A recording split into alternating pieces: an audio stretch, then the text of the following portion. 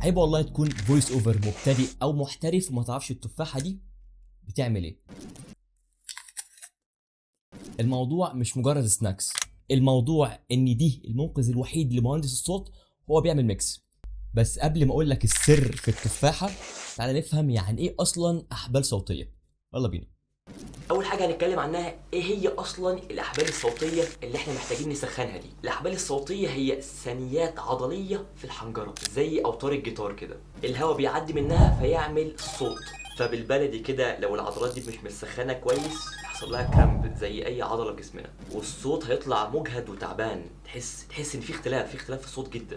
وعلشان كده لازم نسخنها بالتمرين اللي هنعرضها دلوقتي. عندنا 4 تمارين هنتكلم عليها النهارده وهوريها لكم. الموضوع يبان مضحك شويه بس على قد ما اقدر احاول ما اضحكش يعني. النهارده هنتكلم ايه هي التمارين اللي بنسخن بيها الاحبال الصوتيه. الاحبال الصوتيه هي عضله زي اي عضله في جسم الانسان، محتاج ان انت تسخنها وتعملها ستريتش زي اي عضله، زي الباي تراي الجلوتس، اي عضله تقريبا يعني. اول حاجه هي ازاي تعمل مساج للجو لاين بتاعك او عضلات الفك. الفك هو اكتر مكان بيجمع ضغط اليوم. انت قاعد يعني، في ناس بشوفها وهي نايمه بتبقى قاعده بتكز، فده لو جرب يصحى الصبح بعد الكز اللي عمله على مدار نومه، الصوت مش هيطلع، خلاص مش هتقدر تفتح بقك اصلا. لو عضلات الفك مشدوده مش هتقدر تفتح بقك وتطلع مخارج الحروف صح، وصوتك هيطلع مكتوم كانك بتتكلم من ورا اسنانك، تحس ان انت في كزه كده، مش هتبقى مبسوط بيها خالص وانت بتسجل. المساج ده بيعمل عمليه ريلاكسيشن لعضلات الفك، بتخلي اللي انت قاعد بقك مرتاح يعني.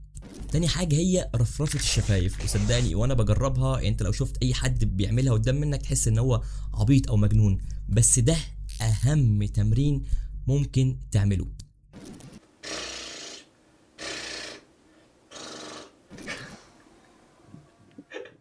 ده بقى بيظبط ضغط الهواء اللي طالع من الرئة، وبيشيل اي تشنجات في منطقة البق والشفايف كلها، علشان الحروف الانفجارية زي الميم والجيم والكاف تطلع نقية من غير هوا زيادة تبوظ المايك بتاعك. تاني حاجة هو تمرين القلم. انت بتحط القلم في بقك وتبدأ تتكلم، وده بيدي مقاومة مضاعفة لشفايفك وبقك ولسانك. وزي اي عضلة، انت لو في الجيم وبتشيل اوزان تقيلة، اول ما بتسيب الوزن ده تحس ان انت اخف. ده اللي بيحصل لبقك ولسانك بالظبط. بيخلي هنا عضلات النطق خفيفة وتطلع الصوت ورم كده زي معلقين الصوتيين اللي بتشوفهم في الإعلانات. رابع تمرين هو الهمهمة. دي بقى بتصحي مناطق الرنين في وشك، وده بيخلي بدل ما الصوت طالع من الحنجرة بس، لا بيخليه طالع من الشفايف وكل منطقة في وشك. نيجي هنا السر في التفاحة. المرة دي هنتكلم بطريقة علمية شوية، وايه اصلا فايدة التفاحة دي. علشان حموضة التفاحة بتكسر لزوجة اللعاب اللي بدورها بتعمل حاجة اسمها ماوس كليكس، اللي هي دي مستفزة جدا يعني. ما اظنش انت ما تحبش يكون الماوس كليكس دي في تسجيلك يعني، اللي بتبان في مايكات الكوندنسر وبتعذبني انا جدا اللي انا اشيلها من المونتاج. الموضوع مرهق قوي.